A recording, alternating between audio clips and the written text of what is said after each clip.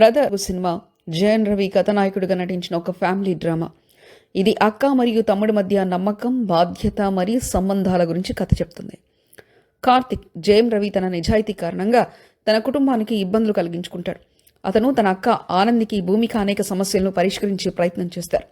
ఊటీలోని మధ్యతరగతి కుటుంబ నేపథ్యంగా ఈ చిత్రం కుటుంబ సభ్యుల మధ్య ఆధ్యాత్మికమైన పోరాటం మరియు బాధ్యతలను చూపిస్తుంది. దర్శకుడు రాజేష్ ఈ కథను క్లారిటీగా అనుభూతులతో నింపి చూపించాడు. కానీ ఈ కథలో కొత్తదనం లేకపోవడంతో ఈ చిత్రం ఒక పాత తరహా కథగా కనిపిస్తుంది. అక్క తమ్ముళ్ల మధ్య ఎమోషన్లు బలంగా చూపించినప్పటికీ లవ్, రొమాన్స్ అంశాలు కొరవడినట్లుగా ఉన్నాయి. జయన్ రవికి మంచి నటన కనబడినప్పటికీ ప్రియాంక అరుళ్ మోహన్ పాత్రకు తగిన ప్రాధాన్యత లేకపోవడం, రావు రమేష్ పాత్రతో అన్వయమైన లేకపోవడం వంటి కొన్ని లోపాలున్నాయి. ఫోటోగ్రఫీ బాగుంది. ఊటీ అందాలను ఆకట్టుకునేలా చూపించారు.